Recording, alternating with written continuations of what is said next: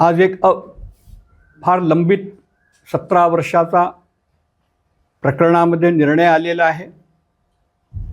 Malegaon bomb blast आणि त्याच्यामध्ये प्रज्ञा भारतीसोबत अजून 6 लोकांवर जे अनर्गल आरोप केले गेले होते, एक षडयंत्र होता आणि त्याच्या अंतर्गत त्यांना ज्या अरेस्ट करण्यात आलं त्यांच्यावरती केस करण्यात आली.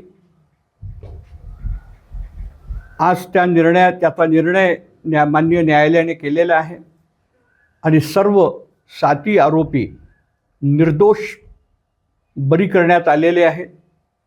ह्या निर्णयाचा मी विश्व हिंदू परिषदेतर्फे स्वागत करतो. सर्व हिंदूंना याबद्दल अभिनंदन करतो. सत्य हे कधी दबल्या जात नसते, हे उफाळून बाहेर येतं.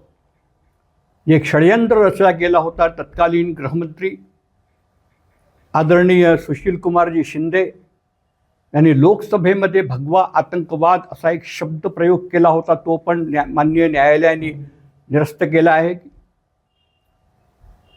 या 17 वर्षांमध्ये ह्या 7 लोकांची जी प्रताडना झाली, मानसिक वेदना झाल्या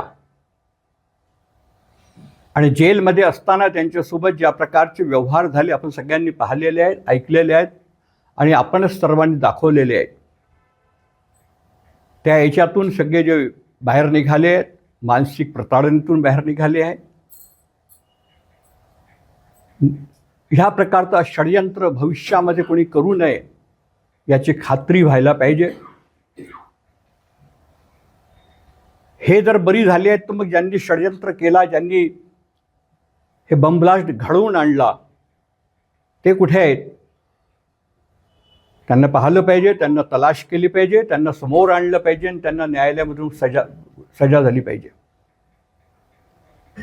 आणि ज्या लोकांनी ह्या प्रकारचा हिंदूंचा अपमान करून,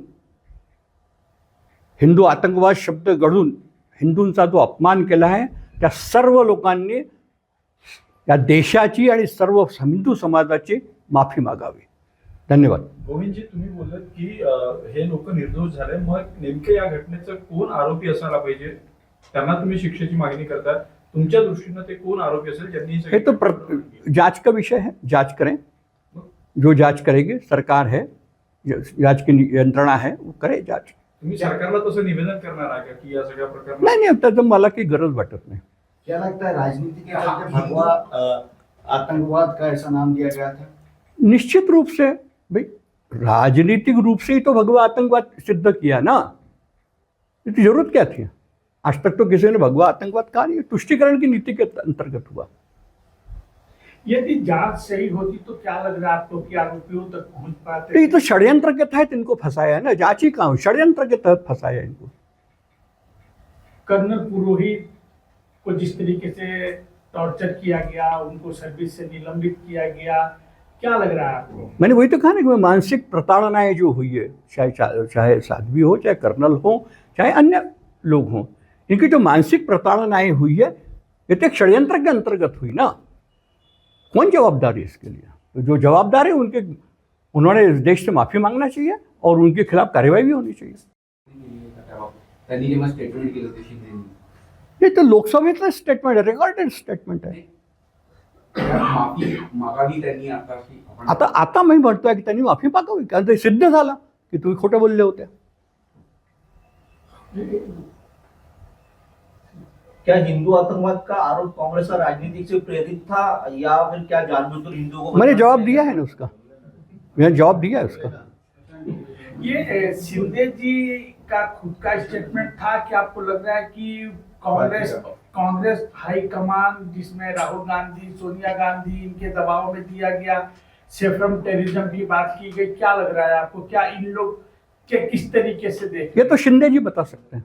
देखिए, ये षड्यंत्र था और शिंदे जैसा सीनियर आदमी लोकसभा के अंदर खड़ा होकर इस बात को कहता है, इसका मतलब ये है कि एक रचा गया षड्यंत्र है, योजनाबद्ध तरीके से रचा गया शब्द है. योजना किसने बनाई? योजना बनाने वाले जो भाई शिंदे कौन है? योजना बनाने वाले लोग उनके साथ में जो थे. इम्तियाज जलील म्हणतात जर याच्यात आतापर्यंत या सगळ्याच्यात सगळे निर्दोष झाले तर मग जबाबदार कोण होते? आणि ह्या जे NIA असो किंवा जी काही एजन्सी होती ज्यांनी तपास केला त्यांच्यावर काय कारवाई होणार आहे? जर एवढे 18 वर्षांनी निकाल लागत असेल आणि त्यात दोषी कोणीच नसेल तर मग शेवटी शून्यावर येऊन थांबलेला आहे, दोषी कोण आहे? मी तर तेच म्हटलं ना, आधीच म्हटलं मी, त्याचं उत्तर मी आधीच दिलं.